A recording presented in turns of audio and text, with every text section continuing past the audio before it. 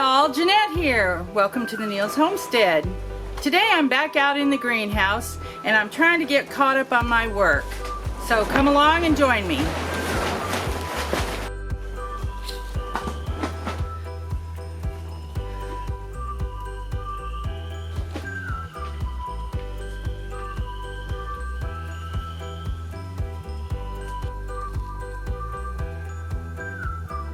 We've had quite a bit going on around here lately, and I haven't been back out in the greenhouse the way I should be. Some of my little seedlings have gotten past where I would like to get them planted into a larger container. They're not to the ruined point, but I just like to get them done a little bit earlier. But you've got to work around situations that arise around your place, so just got to go with the flow. We've planted onions, we planted more onions, we planted potatoes, and we've been doing just a lot of stuff around here. So today I'm going to try to catch up with what needs to be done in the greenhouse and get everything put into a situation where they're good and safe and ready to start growing. I do want to start out by apologizing for the flapping sound that you're liable to hear today. I am out in the greenhouse and the wind is blowing quite hard outside, and it makes the plastic flap around on the greenhouse, so I hope you'll bear with me. We really like these Mountain Merit tomatoes, and they're not an heirloom, they're not an open pollinated, they're kind of a commercial tomato, but they're really good. They hold up well, they grow well in a high tunnel the way we're going to grow them. So I hired an Amish man to start some these Mountain Merits, and also these are some little baby jalapeno peppers that I had him start because I wanted him started a little earlier than I was able to do it. Then we have some broccoli that I've already put into a 50 cell tray a couple days ago. This is the lettuce that I did a video on a little while back. It's growing well. And then I've got another tray of broccoli. This one's cabbage. Got another tray of cabbage ready to go. So I've got a good start on it, but I need to line up this bench here with a bunch more trays today.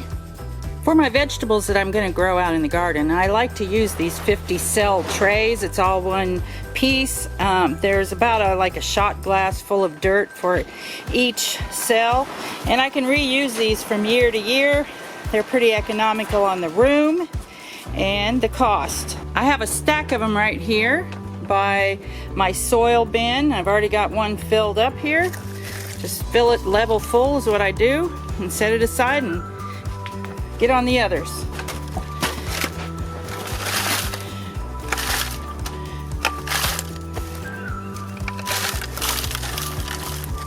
When I have a lot to do, I try to get as organized as I can before I even start. I've got my trays filled here and all stacked up, ready to go.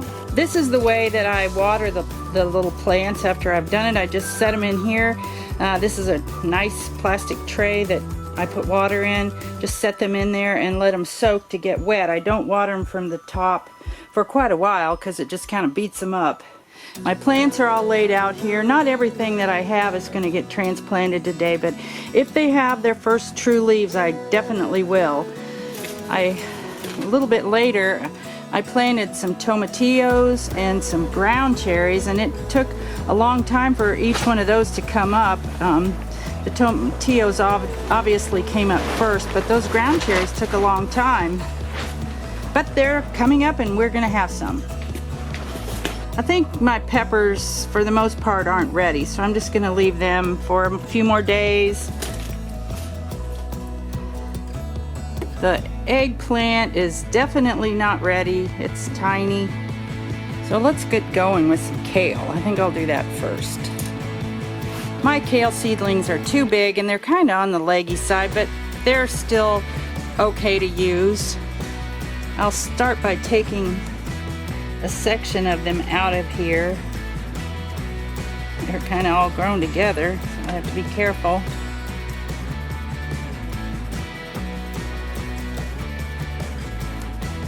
To separate them, you just have to isolate one of them in your hand and gently pull apart. And the roots will separate.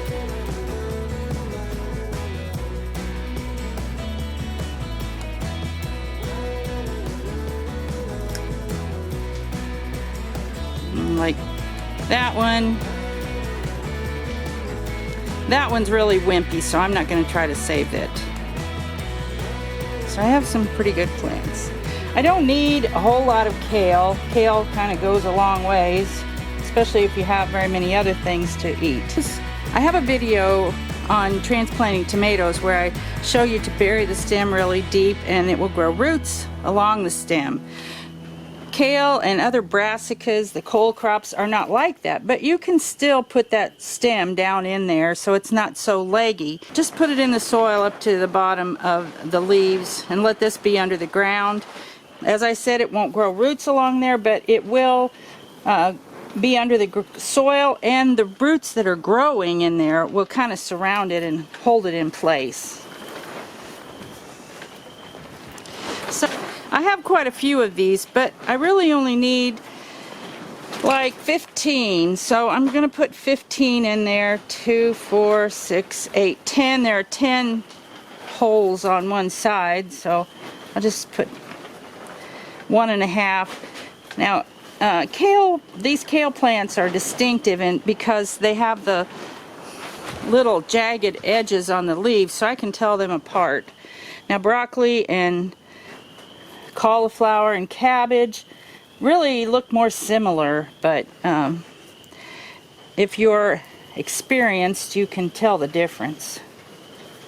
I'm not saying that I can, but I know that some experienced people can tell the difference.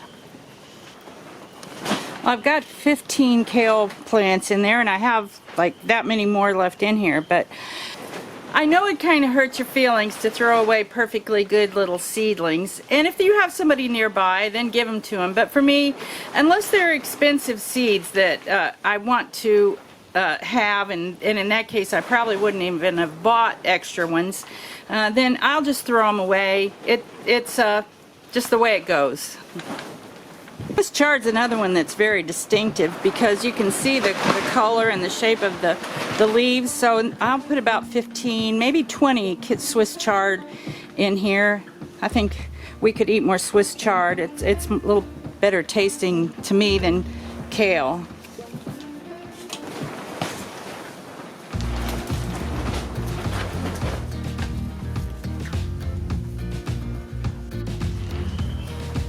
I've already done one 50-cell tray of broccoli, but I have a few more, and we like broccoli well enough, and I can put it in the freezer. So I'm going to go ahead and fill up the rest of this tray with that. With broccoli and cabbage and kale and Swiss chard, the stem is often a little more delicate. It's more crisp or fragile, so you need to be especially careful as you poke the plant down in there. If you haven't watched other videos that I've done on transplanting, you could go find that, but I use a chopstick to poke the plants down in. It works really great. I make a hole there and then insert the plant. Make sure all of the roots are in the soil. And the broccoli, and like all of it, I'm just going to put right up to the base of the leaves there.